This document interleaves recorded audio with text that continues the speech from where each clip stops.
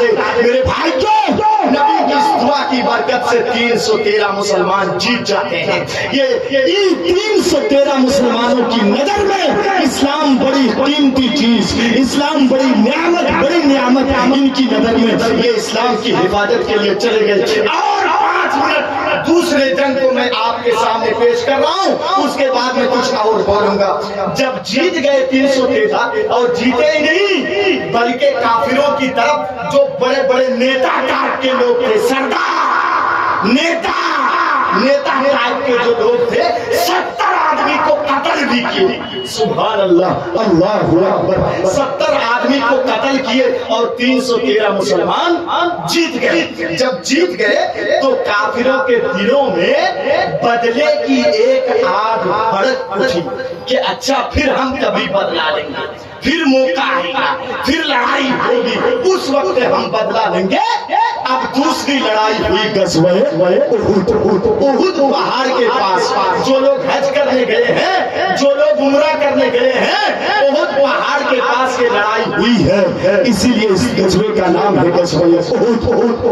احد میں مسلمان لڑنے گئے، اللہ کے رسول نے، غور سے سنیے، ایک جگہ میں کچھ صحابہ کرام کو متعین کر دیا کہ دیکھو، چاہے ہم ہارے چاہے ہم جیتے، تم یہاں سے بھاگنا، اس جگہ کو چھوڑنا نہیں۔ دونوں لشکر آمنے سامنے ہو گئے۔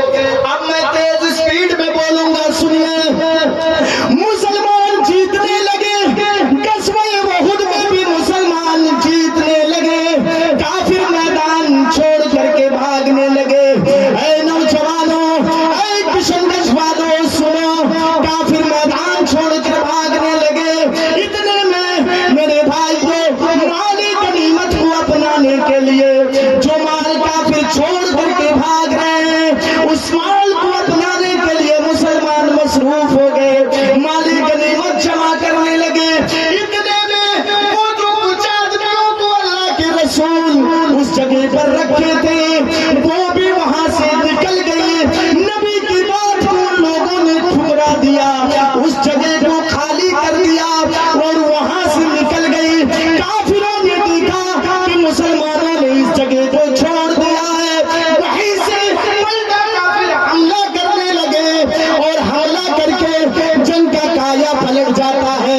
اے میرے بھائیوں، سنیے، اب انسان کی لڑائی شروع ہو گئی اور دیکھتے 70 کے 70 صحابہ کرام شہید ہو جاتے ہیں، 70 مسلمان شہید ہو جاتے ہیں۔ نبی کی ایک بات کو ٹھکرانے کے جاتے 70 صحابہ کرام شہید ہو جاتے ہیں۔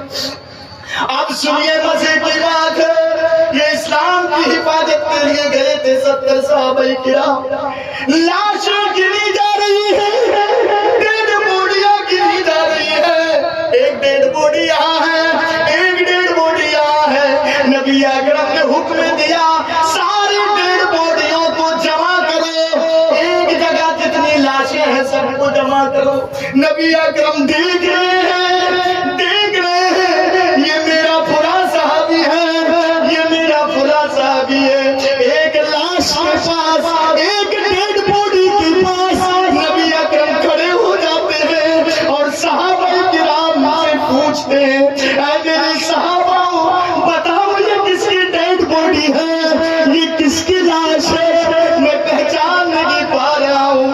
کیوں نہیں پہچان پا رہا ہوں؟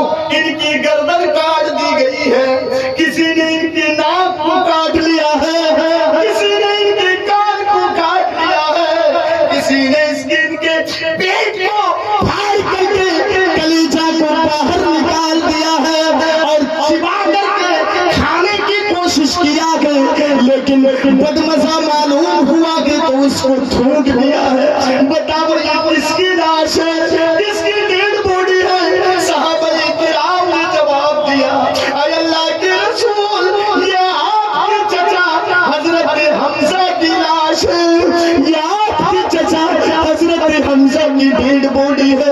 نبی نے چچا کا نام سنا، نیچے بیٹھ گئے اور کہنے لگے، اے اللہ، میرے چچا نے اسلام کی حفاظت کے لیے ناک بھی کرتی ہے اے اللہ میرے چچا نے اسلام کو بچانے کے لیے، اسلام جو قیمتی چیز ہے، اس اسلام کو بچانے کے لیے کان بھی کٹوا دیا ہے اے اللہ میرے چچا نے اسلام کی حفاظت کے لیے جو قربانیاں دی ہیں اے اللہ میں اس کو شہید الشہداء کا لقب دے رہا ہوں۔ جتنے شہید ہوں گے تمام شہیدوں کا یہ سردار۔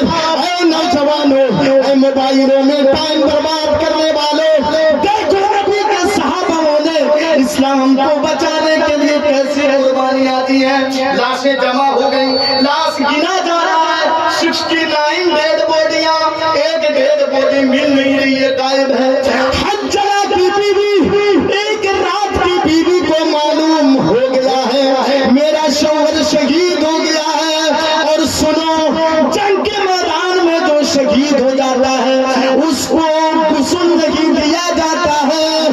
معلوم ہے حنظلہ کی بیوی کو کہ غسل نہیں دیا جائے گا، وہ دوڑتی ہوئی آتی ہے کہ میں نبی اکرم کو انفارمیشن دے دوں، نبی کو بتا دوں کہ ہم دونوں کی پہلی رات تھی، جسمانی تعلقات بھی ہوا ہے، میرے شوہر کو غسل دے، میں نبی کو انفارمیشن دے دوں۔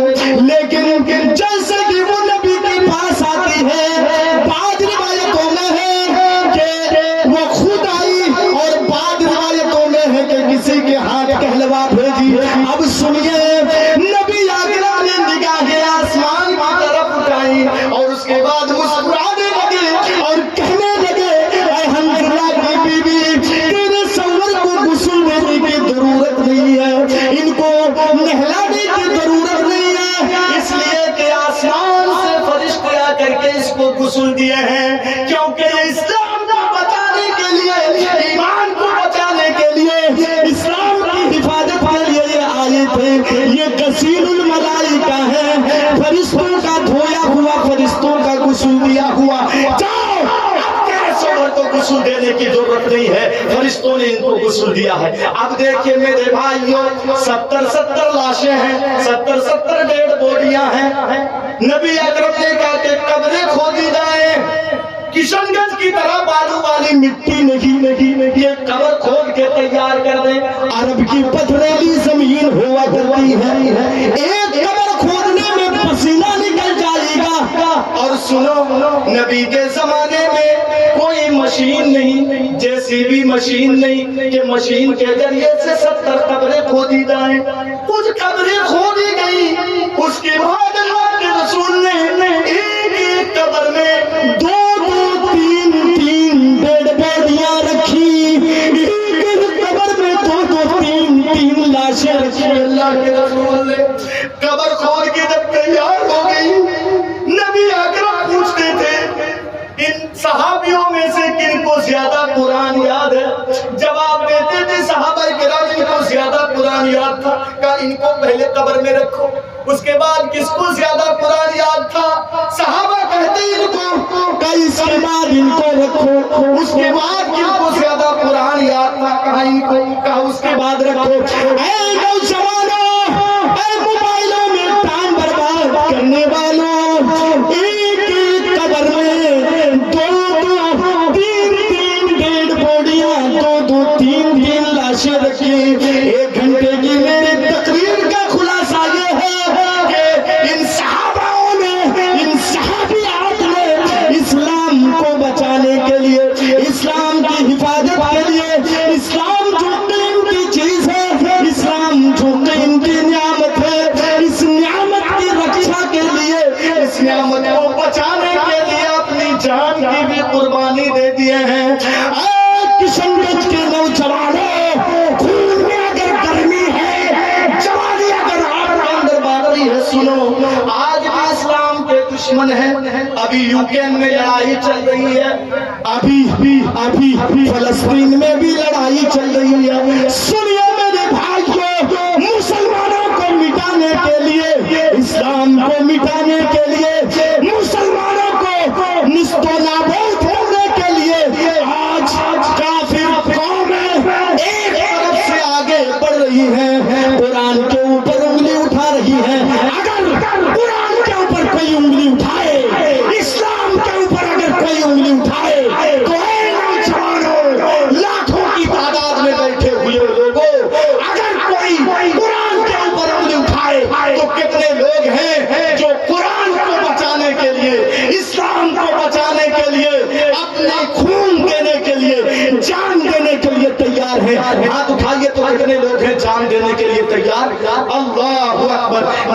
भाइयों हाथ नीचे कीजिए, आपको अभी जान देने की बारी आई नहीं है, वो कंडीशन अभी नहीं है कि आप खून देंगे। मेरे भाइयों अभी आपको जानो माल की कुर्बानी देनी है।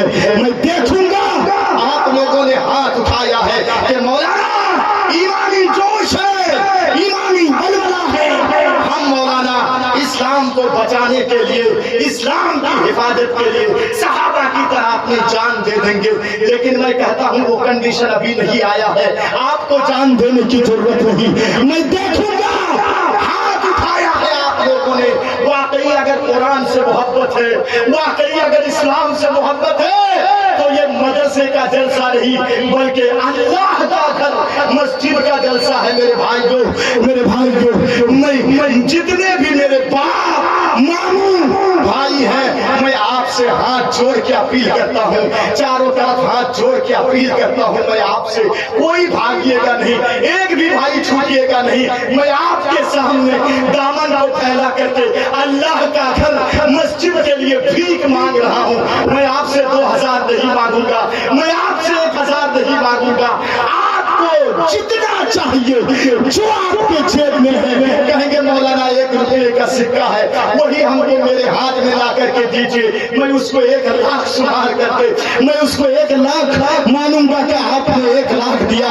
है नौजवानों, अगर इस्लाम से मोहब्बत है, मैं अल्लाह का नाम लेकर के, रब का घर है, अल्लाह का नाम देखिए, आज हमसे हमारी मस्जिदें छीन ली जा रही हैं, हमारी मस्जिदें छीन ली जा रही हैं, बाबरी मस्जिद हमसे छीन ली गई। ऐ मुसलमानों, अगर मस्जिद को बचाना है, मस्जिद को आबाद करना है, तो मैं आपके सामने अल्लाह का नाम लेकर के खड़ा हूँगा।